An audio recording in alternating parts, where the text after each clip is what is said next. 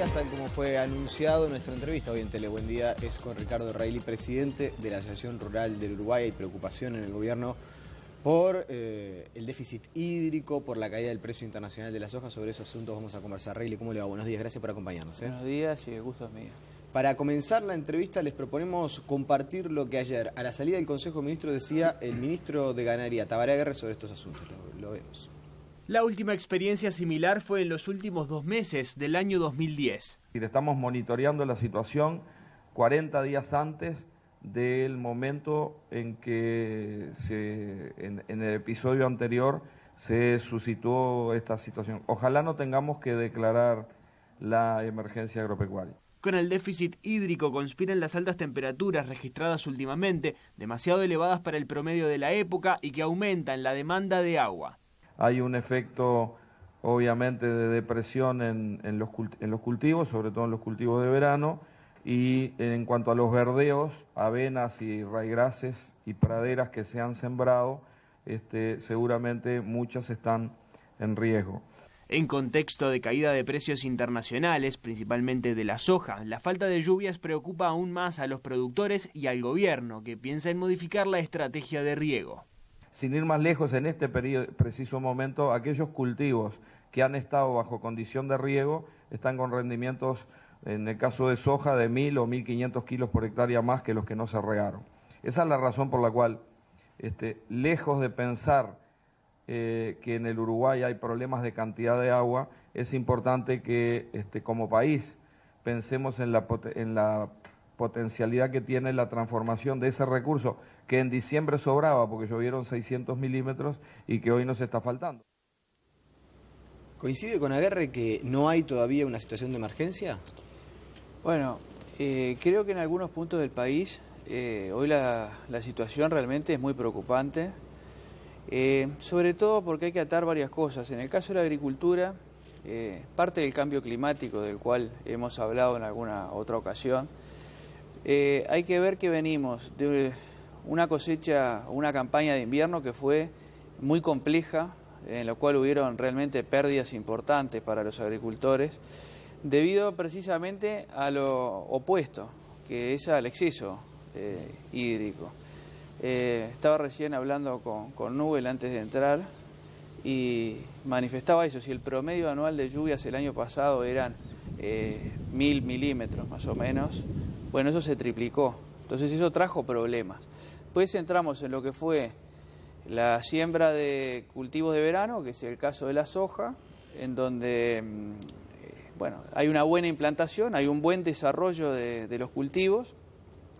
Incluso hasta el mes de enero, fines del mes de enero, principios días de febrero, la situación hacía suponer que íbamos a tener una cosecha realmente interesante de soja que podía cubrir gran parte del deterioro de lo que es la caída de precios a nivel internacional, porque esto se da en un contexto que no es únicamente el problema de la sequía, que yo creo que hoy ya hay una sequía instalada en varios puntos del país, sino que a esto hay que sumarle un contexto internacional en el cual hay una caída de precios que es realmente importante. Hay que sumarle una estructura de costos que tiene el Uruguay, que es un país caro, en donde, entre otras cosas, tenemos gran parte de los combustibles más caros de la región, o en varios casos del mundo, y también de la energía. Entonces, esto se juntan muchos elementos. Esto hace que, para que el negocio, en este caso de la soja, no hubiese tenido los problemas que está teniendo, independientemente de la seca o de los temas climáticos, el rendimiento debería haber estado por encima de lo normal. Claro, lo que parece es que, en realidad, todo el tema del déficit hídrico o la sequía, como se le quiera llamar, termina impactando más porque el rendimiento no va a permitir solucionar lo que no da el mercado internacional, es decir, la baja en el precio de la soja en el mercado externo no puede ser de alguna manera equiparada con un mayor rendimiento. Ese es el problema. Es decir, yo conozco productores que han perdido directamente la cosecha de soja porque no les era rentable entrar a cosechar. Es decir, hay de todas situaciones, hay distintas situaciones en distintos puntos del país, por lo cual no se puede generalizar, porque hay zonas puntuales que incluso los rendimientos no van a ser tan malos y es probable que puedan salvar esta situación. Depende de cuándo fue plantada la soja, de si ligó agua en los distintos estadios del cultivo en los cuales se determina el rendimiento. O sea, la situación no es generalizada, porque hubieron en algunos lugares y casos puntuales de aguas que llegaron a tiempo.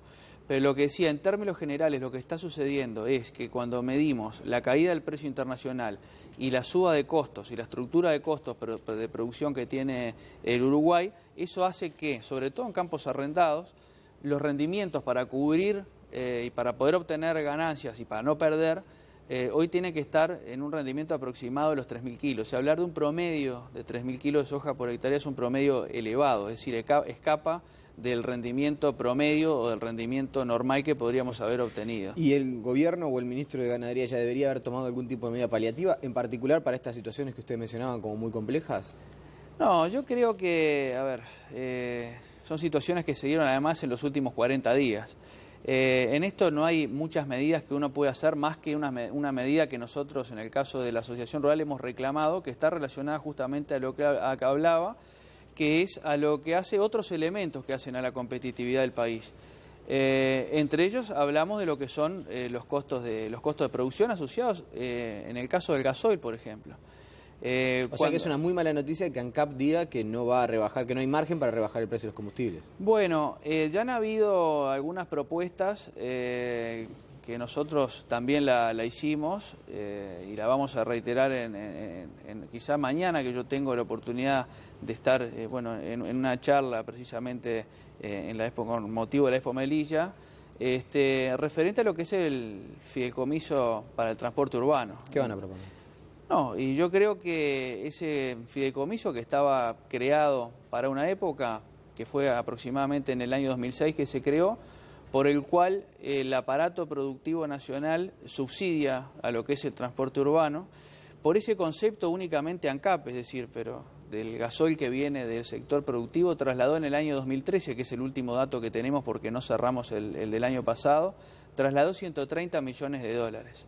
Es aproximadamente un 10% del precio del gasoil que paga hoy la cosechadora que va a cosechar esta soja que estábamos viendo, que de pronto va a tener problemas de rendimiento, o la sembradora o el tractor que van a sembrar o que ya sembraron y van a tener que resembrar, lo que se refería al ministro, que es las pasturas de invierno, porque esto, estábamos hablando de la agricultura, pero esto traslademos a lo que es las pasturas que se siembran, que ya se sembraron varias de ellas, que están comprometidas, como bien decía el ministro. Algunas probablemente, si nacieron, va a haber que resembrarlas, hay otras que habrá que esperar a ver qué es lo que sucede. Pero toda esta situación se da también en un contexto, como decía hoy, de altos costos por un combustible que es caro. Entonces, creo que el margen, si es que, como decíamos, que la paramétrica por distintas razones no diera o no habría margen para bajar el combustible, bueno, empecemos por este lado, que quizás se puede bajar entre un 8 y un 10% el precio del combustible, ¿no? Lo que ustedes van a solicitar entonces es una rebaja en el precio de los combustibles, retirando el subsidio al transporte público que realiza el sector agropecuario con esta modalidad de fideicomiso. Es decir, más que una propuesta, porque además, como dije, en el caso pasado el presidente de la Asociación de Cultivadores de Arroz dijo exactamente o algo muy similar a lo que estamos hablando, en donde el cultivo de arroz es otro caso también paradigmático, porque tenemos el récord mundial de producción de arroz por hectárea, 8.500 kilos de arroz por hectárea, con una calidad además que es realmente muy buena a nivel internacional, y sin embargo, por diversas razones, entre ellas también asociadas, muchas de ellas a los costos, también tiene problemas de viabilidad económica. Pero quiero aclarar que sabemos que el ministro de Ganadería hizo un planteo referente a esto que estaba comentando sobre el fideicomiso, sobre el subsidio al transporte urbano. Sabemos que el ministro de Ganadería ya hizo una solicitud al Ministerio de Economía para tratar este tema. O sea que el planteamiento es de buen recibo por parte de AGR. Sí, sabemos que el ministro lo dijo el otro día en el lanzamiento de precisamente de la cosecha de arroz, que él ya había tomado cartas en el asunto, eso había planteado este tema de economía, ¿no? Bien, y lo que también se pregunta a la gente que nos está mirando es esta situación de déficit hídrico, de incertidumbre con relación a las pasturas, ¿puede llegar a incidir o estiman ustedes puede tener una incidencia en el precio de la carne? Por lo menos a mediano plazo. Bueno, ahí entramos en otro rubro, porque cuando hablábamos hoy, una vez se habla del sector agropecuario. Sí. El sector agropecuario es muy amplio, tiene muchas aristas y tiene muchos rubros y subrubros dentro de los rubros. Evidentemente que sí, porque acá se suman varios factores. ¿Qué es lo que sucede? Esta es la época de zafra en la cual el productor agropecuario vende gran parte, terminado el verano, gran parte de su ganado a lo que es la industria frigorífica. Por lo cual siempre se dan algunos momentos de puja por los precios, porque obviamente el que compra quiere pagar menos y el que vende quiere que le paguen más.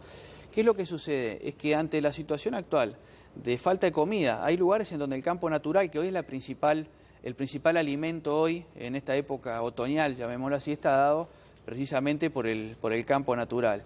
Que son los kilos baratos que le llaman los productores porque no dependen de una siembra, que sí son los que estábamos hablando que son los invernales. Bueno, eso está sucediendo que hoy el productor está recibiendo precios por la hacienda que son precios relativamente bajos en comparación con los de otros años y en comparación también con la carne que Uruguay exporta. Ahora, ¿qué es lo que pasa? Que el productor no tiene una buena posición negociadora, porque ve sus campos deteriorados, porque hay un valor nutricional de las pasturas que está realmente complicado en estos últimos tiempos, los ganados ya no están engordando, entonces se está viendo obligado a vender y a negociar a estos precios. ¿Qué sucede? Y bueno, ¿qué es probable? Y es lo que yo pienso que va a suceder, es que en los próximos meses no va a haber ganado gordo para faena. Es probable que haya, así como estamos en una zafra, después haya un pico de lo que es la poszafra, que se llama, que es cuando se venden animales que salen de las pasturas sembradas, pero estábamos hablando, bueno, el ministro lo decía y yo lo dije recién, la situación de las pasturas sembradas también es comprometida, por lo cual habrá que ver de aquí a unos meses, bueno, si hay oferta forrajera, que en definitiva hay otros métodos de suplementación. Pero la tendencia va a ser al alza. Y sería de suponerse que va a haber faltante de ganado gordo en los próximos meses. Después habrá que ver cómo se traslada eso en el alza a lo que es el público, ¿no? Ustedes habían planteado también mejorar la competitividad, y hizo mención, por ejemplo, al tema de los combustibles, pero hablaban de un valor del dólar cercano a los 27 pesos. Por lo menos, me corrijo, en realidad, el presidente de la Federación Rural, sentado en esa silla hace algunas semanas, me decía, bueno, en realidad tenemos que estar ya en un valor del dólar a 27 pesos. ¿Están un poco más conformes con el alza que ha tenido la divisa norteamericana? Bueno, la Asociación Rural sacó un informe respecto del tipo de cambio, la necesidad de un país exportador como es Uruguay, que es claramente dependiente de lo que sucede en el contexto internacional. Por eso estamos teniendo estos problemas que estábamos hablando de la caída del precio de los commodities. Y a su vez se han sucedido una serie de movimientos de las monedas, bueno, en varios de los países del mundo, entre ellos varios de nuestros socios comerciales, varias de las principales canastas de monedas del mundo, varios de nuestros competidores. Entonces, la necesidad de estar alineados con lo que sucede en el mundo para no perder en competitividad en un país que es agroexportador como es Uruguay es determinante. Y de ahí viene la necesidad. Yo recuerdo que en su momento se habló de si el gobierno interviene o no interviene en lo que es el tipo de cambio. Quizá no lo hace de una manera directa, pero a veces hay formas indirectas de incidir en tratar de controlar la suba del tipo de cambio, que sabemos que depende de un equilibrio, porque detrás de la suba del tipo de cambio también hay otros indicadores que se mueven, ¿verdad? Entre ellos el consumo y la inflación. Entonces, sabemos que es un equilibrio, pero la demostración es, nosotros básicamente para redondear, el informe ese marca que estamos un 36% por debajo de lo que es el tipo de cambio real efectivo promedio de los últimos 38 años, ¿no? Según los estudios del Departamento Económico, de la Dirección de Estudios Económicos de la Asociación Rural, el dólar hoy tendría que estar entre 30 y 32 pesos para estar alineados con lo que sucede, por ejemplo, si nos alineamos con este promedio del cual estamos hablando y si nos comparamos con la depreciación que han tenido las monedas, estas principales canastas de monedas a nivel mundial. La gráfica esta muestra 3 picos hacia abajo, la gráfica que estoy hablando del tipo de cambio real efectivo promedio. Hay un pico en pérdida de competitividad y deterioro en lo que es el 82, hay otro que es en el 99, son 2 periodos en los cuales Uruguay terminó con fuertes devaluaciones y hay otro pico que es ahora.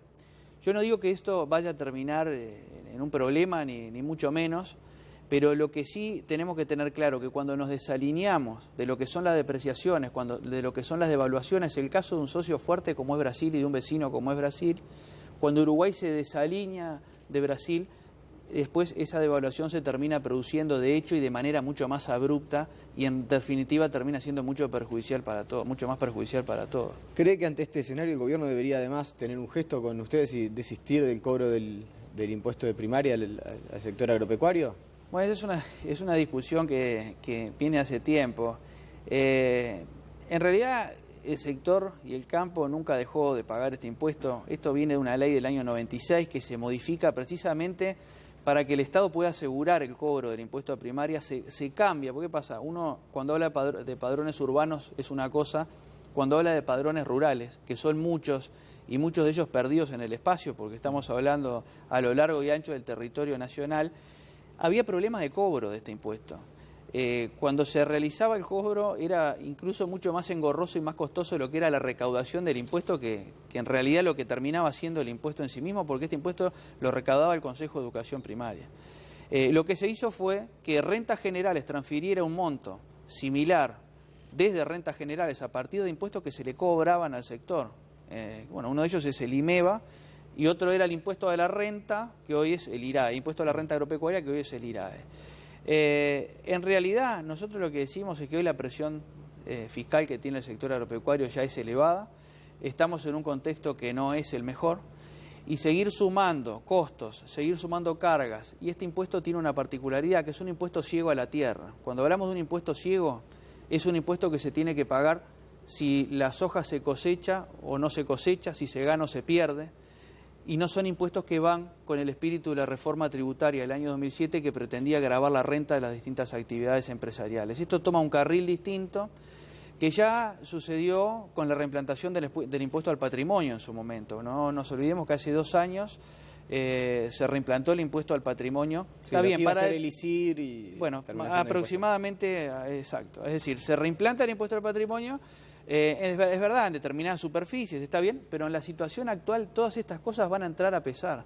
Todo lo que agreguemos de costos, y más de costos fijos y de costos ciegos que no son deducibles de la renta, van a entrar a pesar de manera importante hacia el futuro en un contexto que no es el mismo de antes. Bien, me quedan un par de minutos y no quiero dejar de preguntarle por lo que comienza mañana, que es la Expo Melilla, una actividad bien interesante y sobre todo cerca de la capital, que es algo no demasiado frecuente, más allá de lo que es la Expo Prado, ¿no?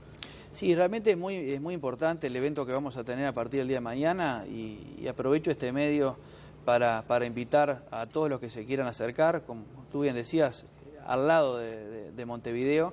Es un predio que es de la Asociación Rural que tiene una utilización estratégica precisamente porque está vinculada, sobre todo validando tecnologías para pequeños y medianos productores, pero es una muestra activa y con demostraciones en vivo de alimentación que tiene más de 50 hectáreas cultivadas. Van a haber eventos de todo tipo, van a haber, sobre todo para la gente que le gusta mucho el tema ecuestre, van a haber más de 250 caballos de las distintas razas en una pista en distintos eventos. Creo que va a ser realmente muy buena para todos los que se quieran arrimar a partir del día de mañana. Bien, las últimas dos. ¿Es una buena noticia que Vázquez haya mantenido a Aguerre? Sí, yo creo que sí, lo hemos dicho en alguna otra ocasión, nosotros tenemos una buena relación con el ministro, podremos haber tenido diferencias o podemos tener diferencias, porque creo que de las diferencias es donde a veces surgen las mejores soluciones, pero yo creo que es una persona que, la prueba está, ha superado incluso 2 periodos de gobierno, que creo que es importante sobre todo marcar. Cuando uno habla de políticas de Estado, cuando habla en el caso de las políticas agropecuarias o las políticas económicas, el hecho de mantener un equipo de trabajo en el tiempo, por lo menos da cierta previsibilidad. El ministro Aguerre además es una persona que él es productor, él es empresario, él está vinculado, más vinculado al rubro arrocero, pero también a la ganadería. Entonces creo que es una buena noticia. La historia del relacionamiento entre la ARU y Tabaré Vázquez en el pasado periodo de gobierno de Vázquez no fue quizás de la mejor. Incluso en algún momento Vázquez apuntó al por entonces presidente de la ARU y lo tildó de opositor. ¿Los condiciona en algo esa historia negativa? No, pienso que no. Nosotros vamos a tener incluso una reunión las próximas semanas con el presidente Vázquez. No, yo pienso que no.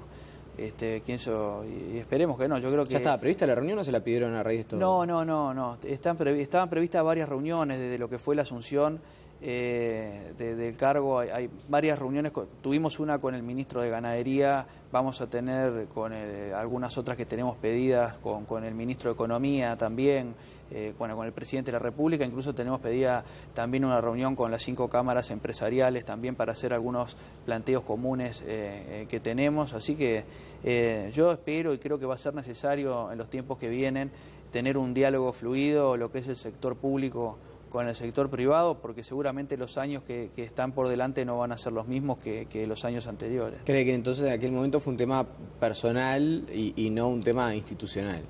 Sí, supongo que sí. Yo no recuerdo incluso tampoco cómo fue exactamente o por qué se dio eso, pero a veces son circunstancias políticas y bueno, y a veces hay temas personales de por medio. Pero no creo que eso condicione lo que es el relacionamiento, en este caso institucional, del gobierno con una institución como la Asociación Rural del Uruguay, ¿no? Ricardo Reilly, presidente de la Asociación Rural del Uruguay, le agradecemos su presencia esta mañana aquí en Tele Buen Día. Muchas gracias a ustedes. Hacemos la pausa y seguimos con más noticias.